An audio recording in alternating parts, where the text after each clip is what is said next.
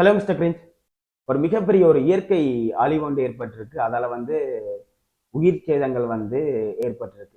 அதுலேயும் ஏற்பட்ட உயிர் அழிவுகளை விட இன்னும் உயிர் சேதம் ஏற்படலாம் என்று சொல்லி அறிவிச்சிருக்காங்க. மிகப்பெரிய பாரதூரமா போய் கொண்டிருக்குது. அது மட்டும் இல்லாம அந்த இடம் ஒரு சுற்றுலா பிளேஸ் என்றதால அங்க சுற்றுலாக்காக போயிருக்கணுமே அவர்களுடைய உறவினர்களும் கொஞ்சம் பதற்றமான சூழ்நிலையில இருக்கிறார். அங்க போனாக்கள் ஒரு என்ஜாய் பண்ணுவோம் சுற்றுலா என்று போனாக்கின்ற நிலைமை என்ன, அதை தாண்டி அங்கேயே வசிக்கிற எத்தனையோ மக்கள் பரிதாபமா இறக்குற ஒரு நிலையும் நீங்க காணக்கூடியதாக இருந்திருக்கு. எங்கன்னு சொன்னா கேரளாவில் வயநாடு என்ற ஒரு இடத்துல இடம்பெற்ற ஒரு மண் சரிவு. அது ஒரு மலை பிரதேசம் என்றதாக மலை பிரதேசம் என்றதால அடிக்கடி மண் சரிவு ஏற்படுறதுக்கு சந்தர்ப்பம் இருக்கு. ஆனா இந்த முறை ஏற்பட்ட மண் சரிவு கேரளாவில் இதுவரைக்கும் அப்படி ஒரு மண் சரிவே நடக்கல என்ற மாதிரி நடந்திருக்குது. எவ்வளவு பாரதூரமான மண் சரிவுன்னு சொன்னா அங்க இடம்பெற்ற மண் சரிவுல அந்த வயநாடு என்ற பிரதேசத்துல இருந்து பாதிக்கப்பட்ட மக்களுடைய உடல்கள் கிட்டத்தட்ட 35 கிலோமீட்டருக்கு அங்காலயம் அடித்து செல்லப்பட்டிருக்குன்னா யோசிச்சு பாருங்க எவ்வளவு ஒரு பாரதூரமான சீற்றமாக இருக்கும். எல்லாருமே பிரேபோ வயநாடு என்றும் பிரேபோ வயலாண்ட் என்றும் சொல்லி ஹேஷ்டேக் அதில் போட்டுக்கொண்டு கமெண்ட்ஸ்கள் போட்டு இருக்காங்க. ஏண்டா எல்லா மக்களுமே ஒரு துக்ககரமான ஒரு நிகழ்வு, இப்படி ஒரு நிகழ்வு இங்க மட்டுமில்லை எங்கேயும் நடக்கக்கூடாது என்று ஒவ்வொரு நபர்களும் மனதுக்குள்ள வேதனைப்பட்டு அந்த மக்கள் சிறந்த முறையில வரணும்னு சொல்லி ப்ரே பண்ணி கொண்டிருக்கிறாங்க. எல்லாரும் மீண்டு வரணும்னு சொல்லி ப்ரே பண்ணி கொண்டிருக்கிறாங்க. தெய்வாதீனமாக என்ன சொல்றது, தப்பிய நபர்கள் என்ன செய்வதென்று தெரியாம யோசிச்சு கொண்டிருக்கிறாங்க. இன்னும் ஒரு பக்கம் ஒரு சில உயிர் சேதங்கள் ஏற்பட்டிருக்கு. அதற்கும் அந்த உயிர்களுக்கு சேர்த்து பிரார்த்தனை செஞ்சு கொண்டிருக்கிறாங்க. இப்படி போய்கொண்டிருக்க இந்த நிலை என்ன மாதிரி இருக்குன்னு சொன்னா, இப்ப கேரள அரசு இந்திய கவர்மெண்ட்டுக்கு கேட்டிருக்கிறாங்க, எங்களுக்குரிய ஒரு உதவி ஒன்று செய்யுங்க, எங்களுடைய ஆர்மியா அனுப்புங்க என்று சொல்லி அவங்க கேட்டிருக்கிறாங்க. இந்திய கவர்மெண்ட்டும் உடனடியா அதுக்குரிய முயற்சிகள் எடுத்திருக்கு. அதே மாதிரியே அந்த சூழ்நிலை இன்னும் பிரச்சனைக்குரியதாக பதற்றமாக மாற்றப்படுவதற்கு என்ன காரணம் என்று சொன்னா, இன்னும் அங்க தொடர்ந்து மழை பெஞ்சு கொண்டே இருக்கு. குறிப்பா மண் சரிவு எப்ப ஏற்படும் சொன்னா, ஒரு குறுகிய நேரத்துல அதிகளவான மழை வீழ்ச்சி கிடைக்கும் போது மண் சரிவு ஏற்படுவதற்கு ஒரு சாதகமாக அமையும். அதே நேரம் அந்த மண் சரிவு இடம்பெற்ற பகுதியில ஒரு ஆற்று பகுதியும் இருக்கிறபடியா வெள்ளப்பெருக்கும் அதிகரித்து அதிகமா அடித்து செல்லப்பட்டிருக்க உடல்கள்.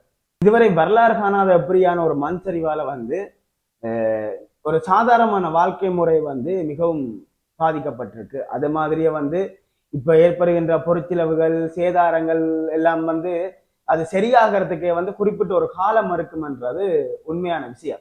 மீட்பு பணிகள் அவசர அவசரமாக போய்கொண்டிருக்கு. எப்படியாச்சும் அங்க இருக்கிறார்கள் எல்லாருமே ஏதாச்சும் ஒரு விதத்துல இந்த ஒரு உயிரும் தேவையில்லாம போகக்கூடாதுன்றதுல குறிக்கோளா இருந்து முழு மூச்சோட இறங்கி செயற்பட்டு கொண்டிருக்கிறாங்க. அவைகளுக்கு என்னும் பிரச்சனை கொடுக்கிற விதமா இந்த மழை இப்ப வரைக்கும் நிக்காம பெய்து இருப்பது அவர்கள் இந்த வேலையை இன்னும் சிரமப்படுத்துது. எத்தனையோ உடல்கள் மண்ணோர மண்ணா போயிருக்கு. குறிப்பா அந்த ஆற்றுக்கரையோட இருந்த வீடுகள் அப்படி ஒரு தடையுமே இல்லாமல் அடித்து செல்லப்பட்டிருக்கு. எத்தனை உயிர் போயிருக்குன்னு சொல்லி இதுவரைக்கும் எங்களுக்கு தெரியல. நியூஸ்கள்ல எத்தனை உயிர் என்று சொல்லி கணக்கெடுக்கலாம இருக்கு.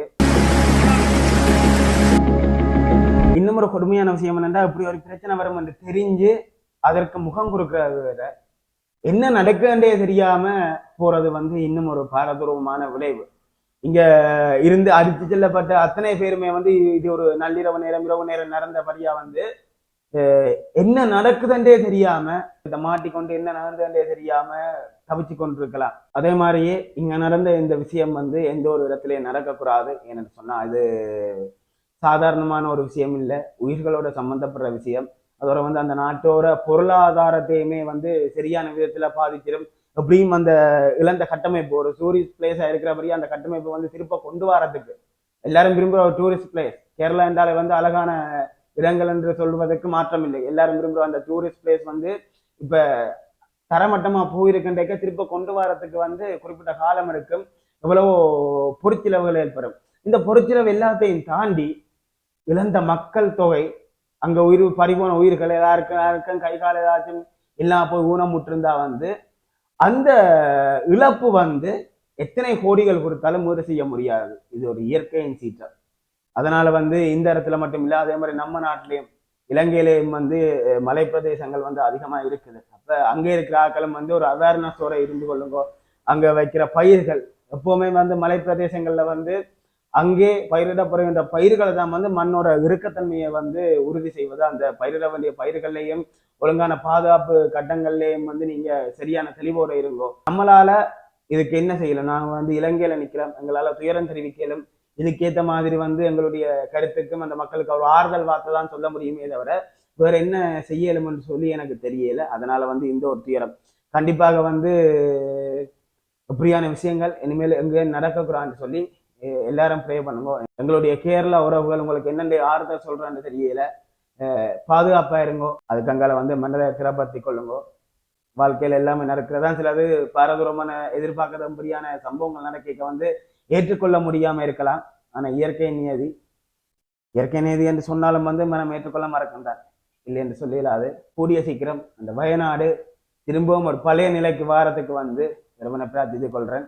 ஓகே, எல்லாருமே வந்து அங்க இருக்கிற மக்களுக்காகவும் அங்க போன உயிர்களுக்காகவும் ஆண்டவன்கிட்ட வந்து ப்ரே பண்ணுங்க. நாங்க சொல்லலாம், கடந்து போவதுதான் வாழ்க்கை, இது இயற்கை நீ எது கடந்து போங்கள் என்று சொல்லி ஒரு வார்த்தையிலையோ 2 வார்த்தையிலையோ சொல்லிட்டு போகலாம். ஆனால் அங்கு இருக்கின்ற உங்களுக்கு தான் விளங்கும் இது எவ்வளவு பாரதூரமான விடயம், அவ்வளவு சீக்கிரம் கடந்து போகிற விடயமா என்று சொல்லி.